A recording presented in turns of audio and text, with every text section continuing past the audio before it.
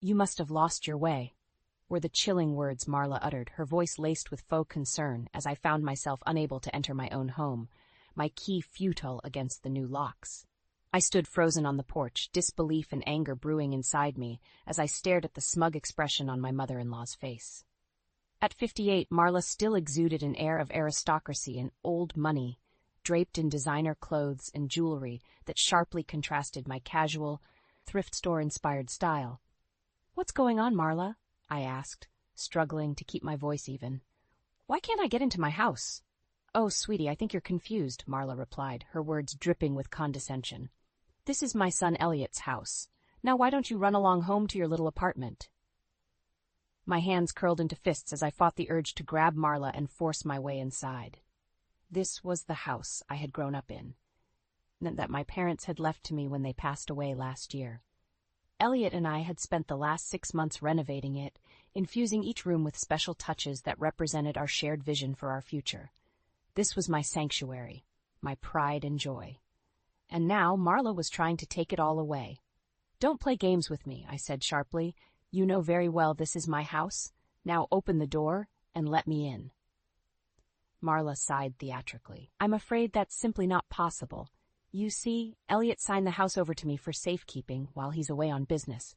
We can't have undesirables barging in now, can we?" My blood boiled at her words. Elliot, my husband of 5 years, was currently on an extended work trip in Japan. He always fretted about me being alone, but I cherished my independence. Little did I know, he had made arrangements behind my back and given his manipulative mother total control in his absence. I took a deep breath, willing myself to remain calm. "Elliot would never sign over my house without talking to me first." "You're lying, Marla." "Am I?" she challenged, her brown eyes glinting. "Why don't you give my darling son a call and find out?" I wanted nothing more than to wipe that smug look off Marla's face. But I wouldn't give her the satisfaction of seeing me crumble. "Fine. I'll call Elliot and clear this whole thing up," I replied evenly. "But don't get too comfortable in my home. You won't be staying long." Marla merely chuckled and waved her fingers at me in farewell. As I walked down the front steps, I turned to see her disappear inside, closing the door firmly behind her. Rage and disbelief warred within me as I stood on the sidewalk, staring at the house I had poured my heart into. Marla had always resented my common upbringing, believing her precious architect son could do better than a freelance graphic designer. But I never imagined her snobbery and disdain would manifest in something so cruel.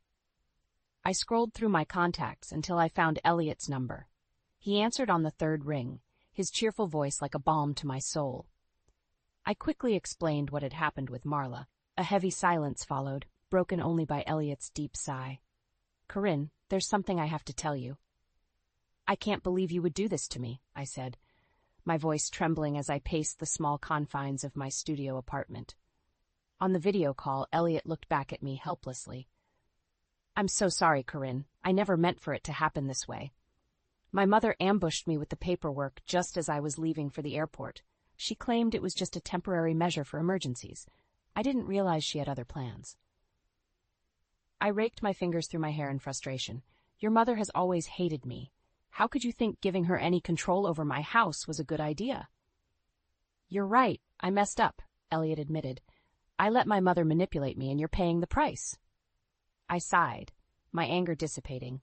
I knew Marla's conniving ways all too well. "Well, it's done now. We need to focus on getting my house back." "I'll be home as soon as I can. We'll sort this out, I promise," Elliot replied. We said our goodbyes, and I sank down onto my lumpy mattress, wondering how I had gone from renovating my childhood home to being effectively homeless in just one day. Over the next few days, I settled into a routine. Each morning, I stopped by the house, knocking loudly despite knowing Marla wouldn't let me in. I needed her to know I wasn't going anywhere. Afternoons were spent at coffee shops, using their Wi-Fi to work on freelance design projects. Evenings were reserved for takeout food and strategizing my next moves with my friend Julia over the phone. Nearly a week had passed when I returned to the house one morning to find the front door unexpectedly ajar. I entered cautiously, surprised by the drastic changes that had already taken place. The beautiful pottery and artwork I had proudly displayed were gone, replaced by garish paintings I recognized from Marla's previous home.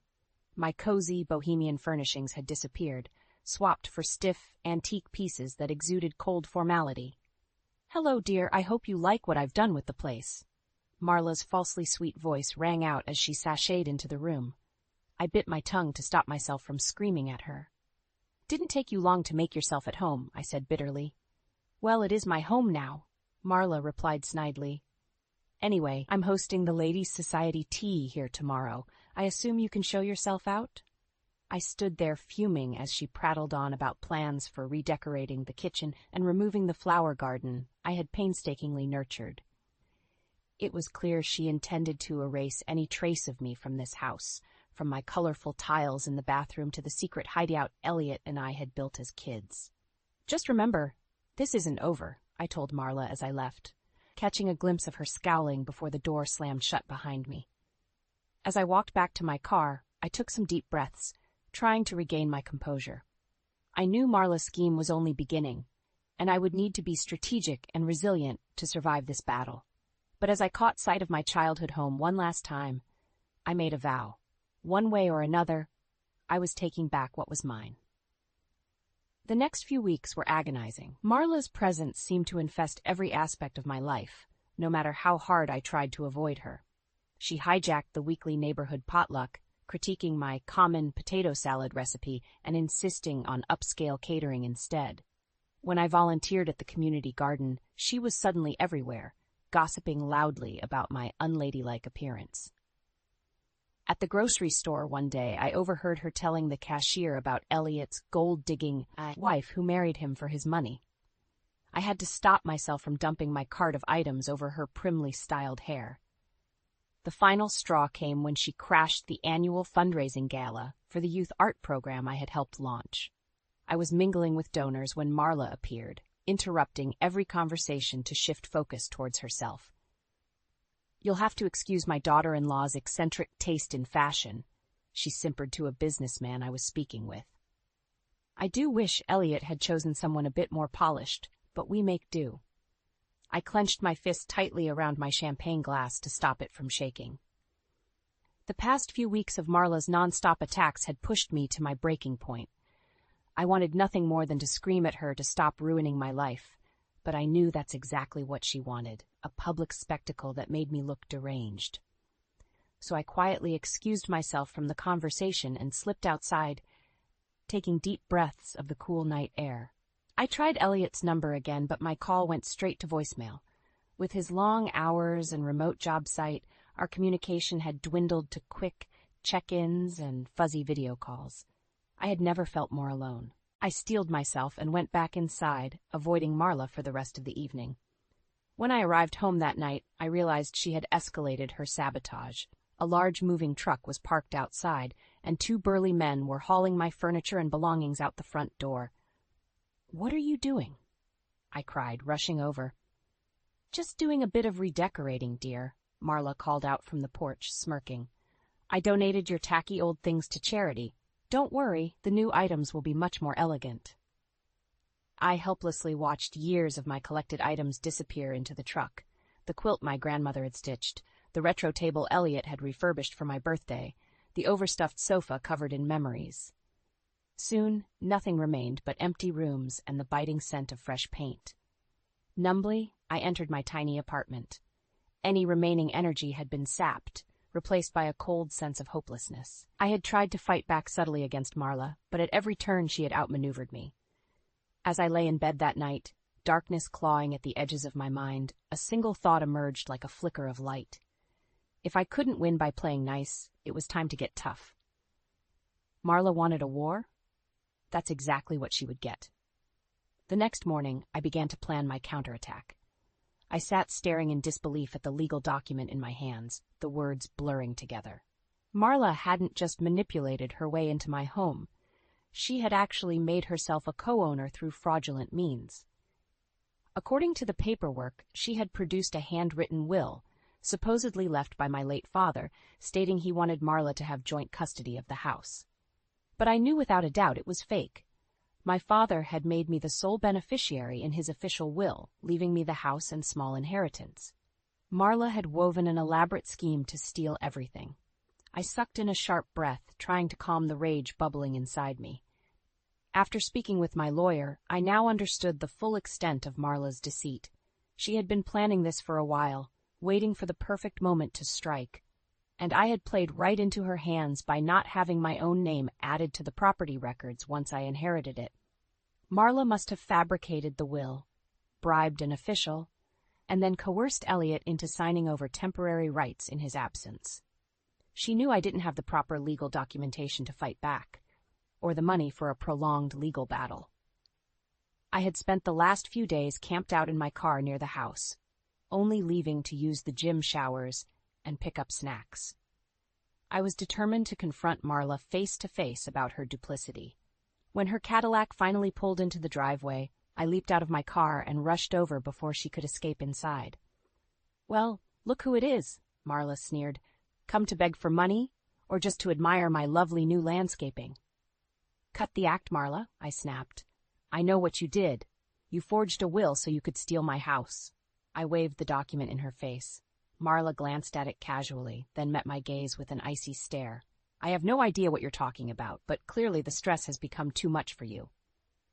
She spoke slowly, as if addressing a child throwing a tantrum. "Enough!" I shouted, finally losing my cool. "That will is fake, and you know it. My father would never have left you anything. You're a lying, manipulative thief." For a long moment we stood there, eyes locked, the truth hanging nakedly between us. Then Marla's lips curled into a sinister smile. "Sweet, naive girl. Even if what you're alleging is true, do you really think you can stop me? I hold all the power now. The law, money, status, it's all on my side." She leaned in close, her cultured voice dropping to a venomous hiss. "Face it, you don't belong here. Why don't you crawl back to the gutter where you came from?" I recoiled at her words, the pain cutting deeply. But the initial anguish quickly transformed into iron resolve. I had tried handling this legally and ethically, and it had failed. Now it was time for a new strategy, no matter how extreme. Marla seemed to sense the shift in me. For the first time, a shadow of uncertainty flickered across her face. I gave her a thin smile. "You're right about one thing, Marla. You've held all the power until now, but that ends today." I turned and walked away, leaving her standing agape on the sidewalk. I had a lot of planning to do and nothing to lose. The time had come for war. Over the next few weeks, I became consumed with gathering evidence against Marla. I knew I needed hard proof of her deceit if I had any hope of reclaiming my house legally. I started with the fake will, working with a lawyer friend to analyze the document. We discovered anomalies. The wrong type of paper, a font that didn't exist when my father was alive. It was enough to cast serious doubts about its authenticity. Next, I reached out to my father's old business partner, someone I knew Marla had been cozying up to for years. After some persuasion, he finally admitted she had asked him to act as a witness and verify the will. The final piece fell into place. I also began trailing Marla, documenting her activities and conversations. Most days she flitted aimlessly around town, a bored socialite looking to stir up drama. But she seemed to have a weekly appointment that piqued my interest, a visit to a rundown apartment building on the edge of town. One overcast Tuesday, I followed Marla's Cadillac to the familiar spot and watched her disappear inside. A few minutes later she emerged looking worried, accompanied by a squat, nervous-looking man I recognized as the town clerk. After exchanging whispered words and passing a thick envelope, they quickly parted ways. My mind raced with possibilities. Blackmail? Bribery? Either way, this man clearly knew secrets that could threaten Marla's polished veneer. Over the next few weeks, I continued tailing Marla, compiling a detailed record of her activities and odd meetings. Her mask of aristocracy and moral superiority had slipped, revealing deceit and corruption. I wanted it all exposed. The final piece fell into place when I convinced the nervous clerk to meet me one night for drinks. A few rounds later, his lips started to loosen, confessing how Marla had paid him handsomely over the years to conveniently lose certain records and speed along questionable documents. Armed with this arsenal of evidence, I requested an emergency hearing with the judge overseeing my house dispute. My lawyer and I laid out the paper trail of fraud and deception Marla had perpetrated to gain control. After reviewing the proof, the judge agreed to freeze all actions relating to the property's ownership until a full investigation could be completed. For the first time in months, I felt empowered again. The law had failed me before, but now justice finally seemed within reach. Marla must have realized her scheme was unraveling. She became a ghost, her usual swarm of social activity ceasing. No more smug morning jogs past my car. No more popping into restaurants to loudly discuss her summer plans for my home improvements. But her disappearance didn't fool me. I knew this temporary retreat was just the quiet before the storm, a chance for her to strategize how she could regain the upper hand. Well, I was done being strategic. Marla wanted an all-out war, I would give her one. And this time, only one of us was walking away victorious. The day of the showdown arrived. Armed with my evidence, I marched up to the front door of my house, ready to confront Marla for the last time. Before I could knock, the door swung open abruptly. Marla stood there scowling, clearly perturbed that I had caught her off guard. "What do you want now?" she snapped. "We need to talk," I replied evenly. "May I come in?" Marla hesitated before reluctantly stepping aside. I crossed the threshold, my emotions swirling as I stood in the home that had been stolen from me. Nothing looked familiar anymore. My bohemian decor had been replaced by gaudy antiques and impersonal minimalism. But underneath Marla's superficial touches, the heart and bones of the home remained. The flow of the rooms my mother had designed, the creaks in the floorboards my father had never fixed. I took a deep breath. "I know what you did, Marla. The will was fake. You bribed the clerk. You have no legal right to my house." Marla scoffed. "You have no proof of these ridiculous allegations. I'm growing very tired of your harassment." I held her icy gaze unflinchingly. "Actually, I have plenty of proof. Sworn statements exposing your lies, records of your shady dealings. I know enough to destroy your facade of respectability." Marla's defiant expression wavered slightly. I pressed my advantage. "It's over. Your schemes stop now. Vacate my home immediately, or I take this evidence to court and ensure you face charges." Heavy silence descended as Marla stared at me stone-faced. For a moment I thought she might actually acquiesce. Then her lips curled into a sneer. "Do you think a few pieces of paper can scare me? I built an empire while you still clung to your parents' apron strings. No one will believe the delusional ramblings of a petty little—" "Mom, stop." We both turned in shock at the newcomer's voice. Elliot stood in the doorway, suitcase in hand, his face etched with grief and disappointment. Marla's haughty demeanor instantly melted. "Elliot, you're home early." She scurried over, attempting an embrace. He held up a hand. "I heard enough, Mom. Corinne told me everything. How could you betray me like this?" "She's lying." Marla shrieked, pointing a manicured finger my way. "I'm the victim here. This vindictive girl has done nothing but spew vicious untruths since the day you married her." "No more lies," Elliot thundered. "I made excuses for you my whole life, but I won't let you hurt my family anymore." He moved to stand by my side, slipping his hand into mine. Marla gaped at him in disbelief. "Darling, please, be reasonable," she implored, her voice cracking. "I'm done being reasonable," Elliot replied wearily. "This ends today. Vacate Corinne's home now, and never bother us again." Marla stared wildly between us, the madness clear in her eyes. For a moment I thought she might lash out physically in a final desperate act, but Elliot's stoic presence kept her contained. Finally, her shoulders slumped in defeat.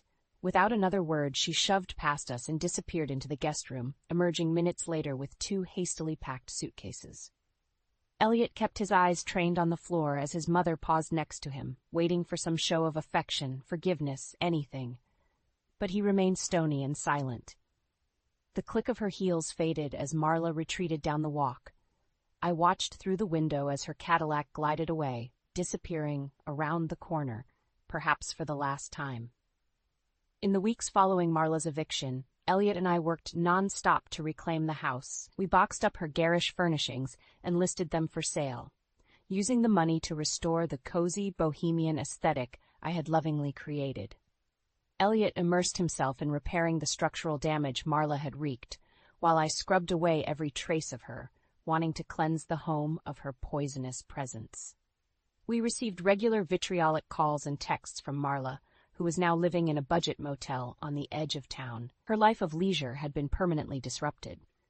With her web of lies exposed, old social contacts had abandoned her. Even the lawyers she approached refused to represent someone with her reputation. She was well and truly friendless for the first time in her privileged life. I almost felt pity seeing how far the once untouchable socialite had fallen. But the sting of her cruelty and deception still burned too freshly. "Maybe we should change the locks and security codes, just in case," I suggested to Elliot one evening, after an especially nasty series of messages from Marla blaming us for her downfall.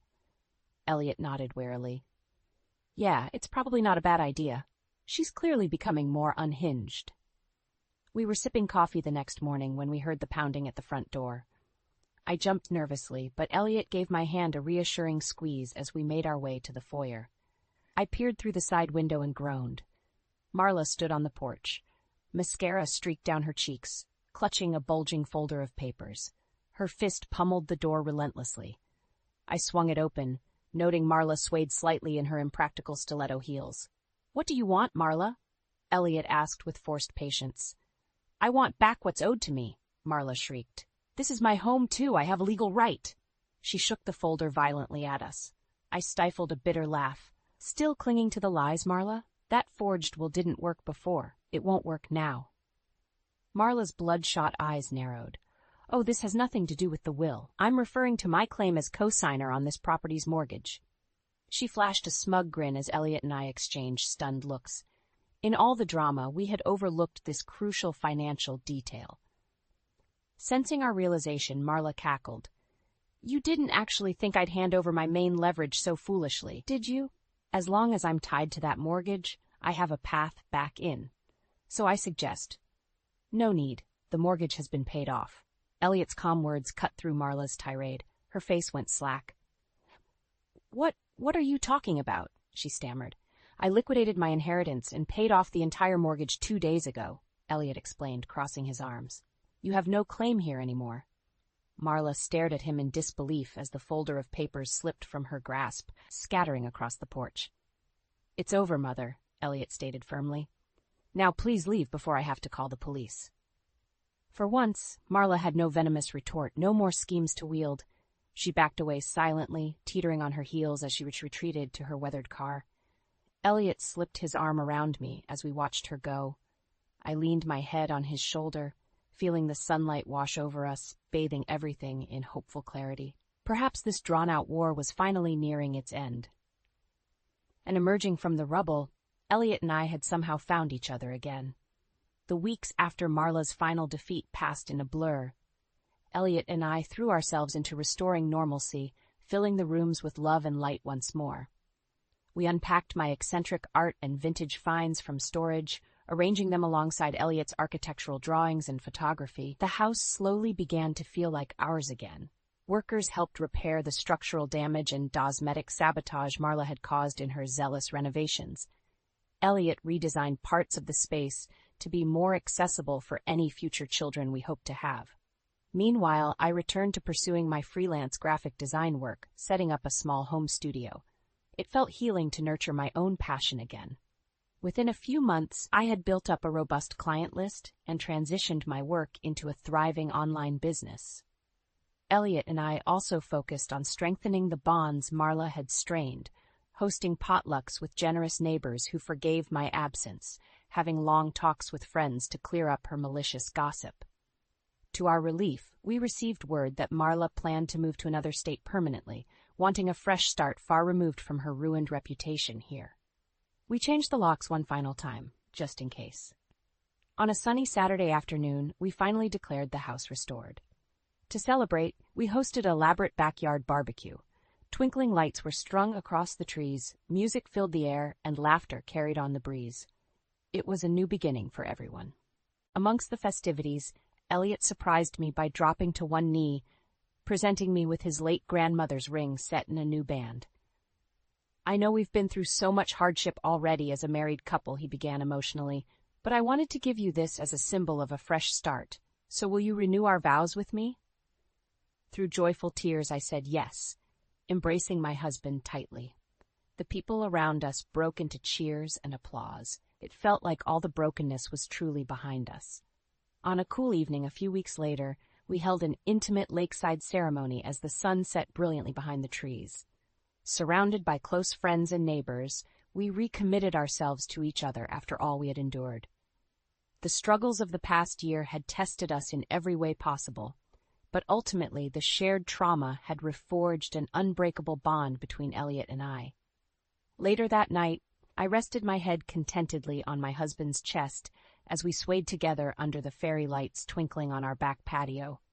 "No matter what she tried, your mother could never destroy this," Elliot said softly, pulling me closer. I smiled up at him. Our love was always stronger than her hate. He leaned down and kissed me tenderly, the adoration in his eyes washing away any remaining shadows of the past. As we turned slowly on the dance floor, the glow from our home enveloped us in warmth. The house was no longer just brick and wood. It now embodied our resilience. With Elliot's hand firmly grasping mine, I knew I had the strength to withstand anything life threw our way next. Marla's bitterness had forged us into warriors, and together we had emerged victorious.